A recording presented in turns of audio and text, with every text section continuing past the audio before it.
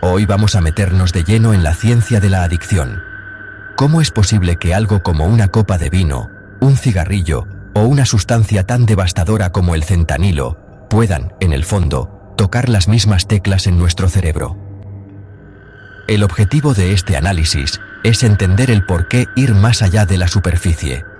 Y todo arranca con una pregunta, que es la pregunta clave. ¿Por qué algo puede ser tan adictivo? ¿Cómo puede ser que una simple molécula llegue a secuestrar por completo la voluntad de una persona? Es fundamental que entendamos que la respuesta no está en la moral ni en la fuerza de voluntad. Está en la neurobiología, en cómo está cableado nuestro cerebro para, irónicamente, sobrevivir. Este va a ser nuestro viaje de hoy. Primero vamos a ver los cimientos. ¿Cómo funciona ese cerebro diseñado para repetir lo bueno? Después veremos cómo las sustancias le ponen una trampa, cómo lo hackean. Nos detendremos en el bucle, más lento, pero igual de efectivo, del alcohol y el tabaco. Para luego entender por qué el fentanilo no juega en la misma liga, directamente colapsa el sistema. Y para terminar, lo conectaremos todo, el dolor de una sociedad y la fragilidad humana, que todo esto saca a la luz. Venga pues, empezamos por el principio de todo. Un cerebro diseñado para repetir.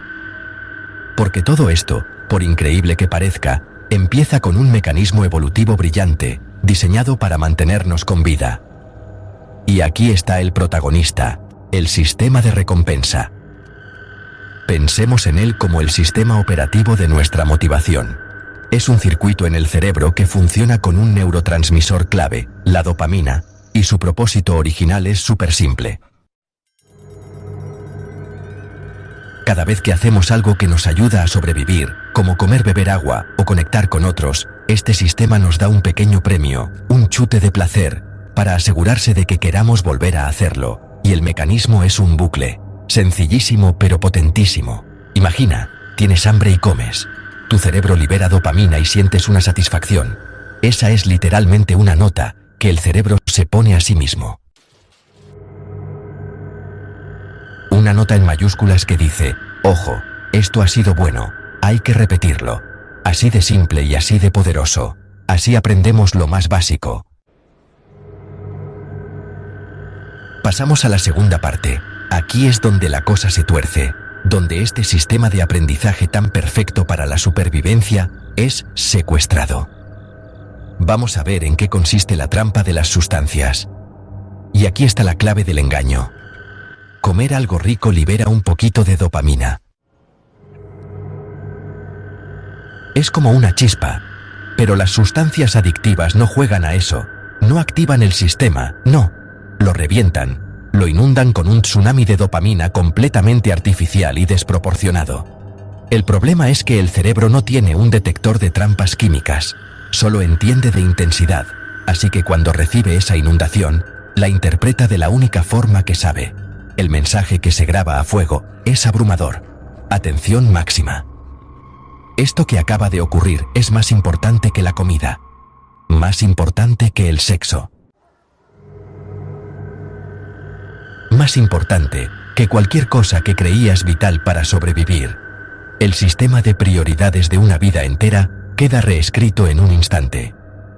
Ante este bombardeo constante, el cerebro, que es una máquina de adaptarse, intenta protegerse. ¿Y qué hace? La neuroadaptación. Dicho de forma sencilla, empieza a bajar el volumen. Desactiva receptores.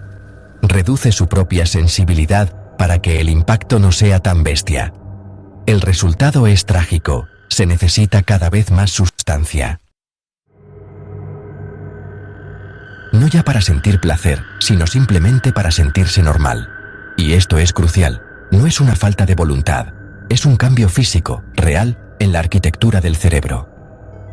Bueno, vamos ahora con dos ejemplos que tenemos mucho más normalizados. Tercera parte.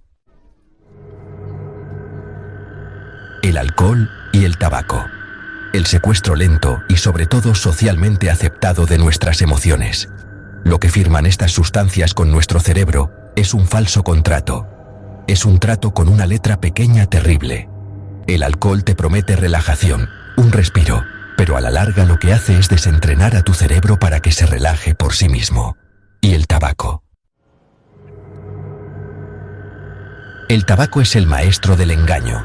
Promete calmarte, pero en realidad, la propia abstinencia de la nicotina es lo que te genera la ansiedad que el siguiente cigarrillo parece aliviar. Es el bombero piromano perfecto. Así que, bueno, el quid de la cuestión es este. El cerebro, que es una máquina de eficiencia, desaprende. Olvida cómo gestionar el estrés, cómo encontrar la calma, cómo relajarse. ¿Para qué, si hay un atajo externo que lo hace por él? Se vuelve dependiente. Delega funciones vitales en una sustancia. Y esto nos lleva directamente a la cuarta parte. Al fentanilo. Y aquí las palabras cambian. Si el alcohol y el tabaco secuestran el sistema, el fentanilo directamente lo demuele. La diferencia no está en qué botón toca, sino en la fuerza bruta con la que lo aplasta. Para que nos hagamos una idea de la escala de la que estamos hablando, mirad este dato. El fentanilo es entre 50 y 100 veces más potente que la morfina. Y la morfina ya es uno de los analgésicos más potentes que existen. Es una potencia para la que nuestro cerebro sencillamente no está preparado, no tiene un cortafuegos para esto. Con esa potencia, el mensaje que recibe el sistema de recompensa ya no es una sugerencia, es una orden marcial, es la señal de supervivencia más intensa que el cerebro es capaz de registrar. Borra cualquier otra motivación de un solo plumazo. Y claro, esta potencia acelera el proceso de adicción a una velocidad de vértigo. Lo que con otras drogas puede llevar meses o años, con el fentanilo puede ocurrir en semanas. Y aquí está el giro más cruel. Se pasa rapidísimo, de consumir para sentir un alivio, a consumir para no sentir que te mueres. Ya no es por el placer. Es para evitar un síndrome de abstinencia tan brutal que se siente como un colapso total del cuerpo y la mente. Pero el peligro más inmediato y letal del fentanilo va incluso más allá de la adicción. Además de inundar el sistema de recompensa, tiene otro efecto. Deprime el centro respiratorio del cerebro. Dicho de una forma más directa, el cuerpo literalmente se olvida de cómo hacer lo más básico, lo más automático. Respirar. Y esto es absolutamente fundamental para entender las muertes por sobredosis. La persona no se queda dormida plácidamente. Su sistema nervioso central se apaga hasta tal punto que la orden de inspira-expira deja de enviarse. Se para, simplemente se deja de respirar. El margen entre la dosis que te da la euforia y la dosis que te mata es terroríficamente pequeño, a veces inexistente. Con todo esto sobre la mesa, la pregunta es inevitable, ¿verdad? Y nos lleva a la quinta parte, el dolor de una sociedad. Porque si es tan peligroso, ¿por qué se expande precisamente ahora? La respuesta ya no está solo en la química, está fuera. El fentanilo es como una chispa, pero necesita un terreno muy seco para aprender. Y ese terreno, ese caldo de cultivo, está hecho de muchas cosas.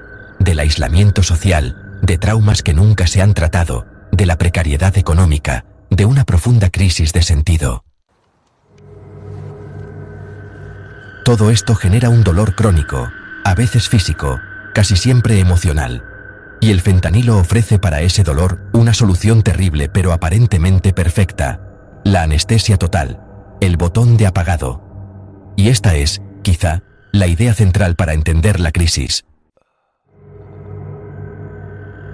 La epidemia de fentanilo no se explica tanto por la búsqueda del placer, sino por la huida desesperada del dolor. Es, en cierto modo, la droga perfecta para una época que produce más sufrimiento del que sabe cómo gestionar o sanar.